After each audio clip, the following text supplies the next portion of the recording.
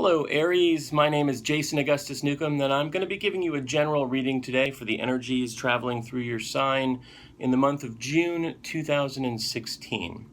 The system that I'm going to be using is something called Geomancy. It's one of the oldest divination systems in the world. It's often called Terrestrial Astrology, and it's often considered one of the most accurate reading systems, since you are asking for advice directly from the anima mundi, or soul of the world. So to begin with, we need to establish the four mothers, and there they are right there. We've got Tristitia, then Populus, and then Puer.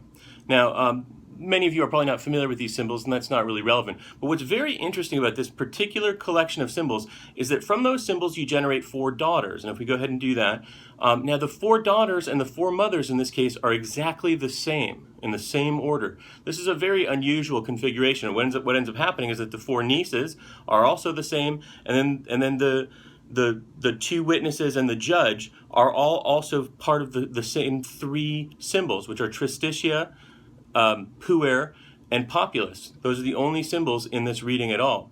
Now, as it happens, those aren't incredibly favorable symbols.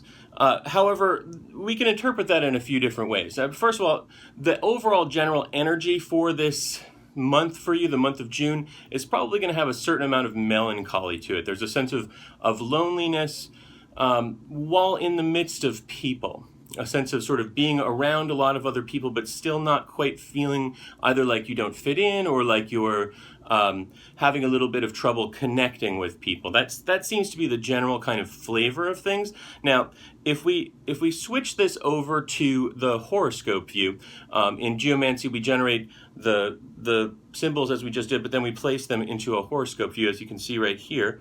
It's switched all around, very exciting.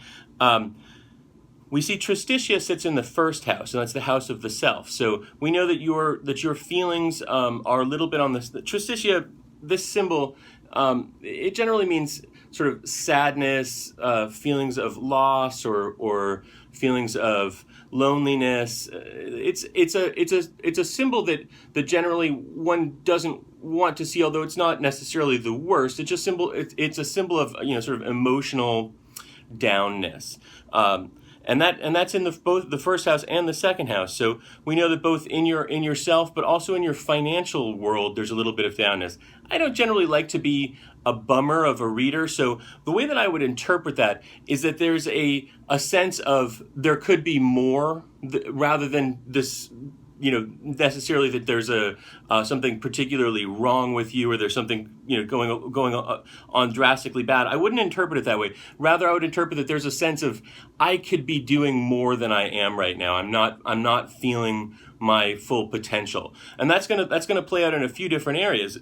Certainly, it plays out in your direct finances, but it probably is going to play out to a certain extent even in your career, your sense of where you want to get to in your life. There's going to be a lot of energy in there, because if you look up in the ninth house, which is the house of your career and your learning and places that you go, we see the energy of Puer there. I'll be somewhere around there. That's where you're moving in your life right now. And Puer is a high energy symbol. The Puer symbol, it's a quick moving energy. Puer means boy, and so it's that sort of boyish energy of moving forward in a fast and frenzied way. But again, with this Tristitia in here, in yourself, it's like you're moving forward, but you're not feeling as good as you could. So, if I were to give you a piece of advice based on that, it would be maybe try and look for the bright side in things. Try and be appreciative of those things that you have, so that you don't get lost in that sort of negative melancholy energy that's coming up.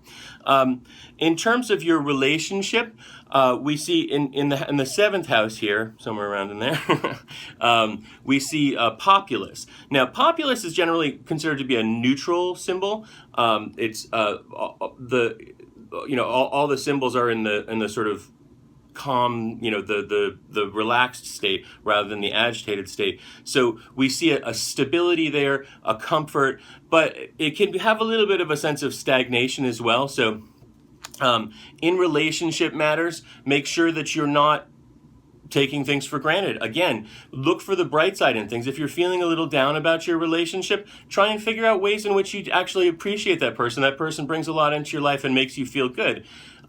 If you're in a relationship that's not working well, really consider whether it's the best relationship for you, because of the fact that you're not feeling that good inside yourself, and you've got this sort of sense of stagnation in things.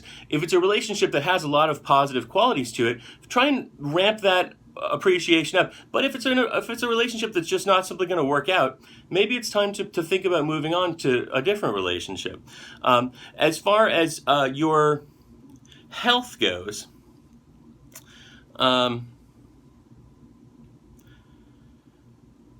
if you are currently having a health issue, I would say that I would definitely make sure that you're being treated, because in both the first house and in the sixth house, we see Tristitia, which, as I said, is that sort of sad, lonely,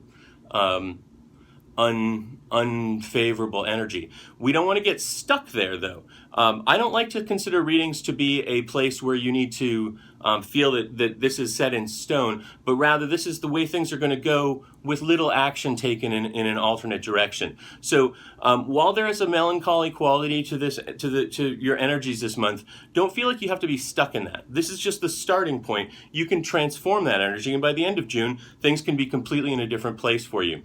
Okay, so that's kind of a general reading. This is the energies of this month, I would say, are fits and starts with a little bit of loneliness. If you'd like a more personalized reading with me, please go ahead and sign up for my mailing list below, and or to the side, wherever you see it, and you'll find out how you can get a totally free, personalized mini reading with me that's just for you. Thanks a lot. Hope you have a good month, and remember, when you're feeling down, just try and look on the bright side.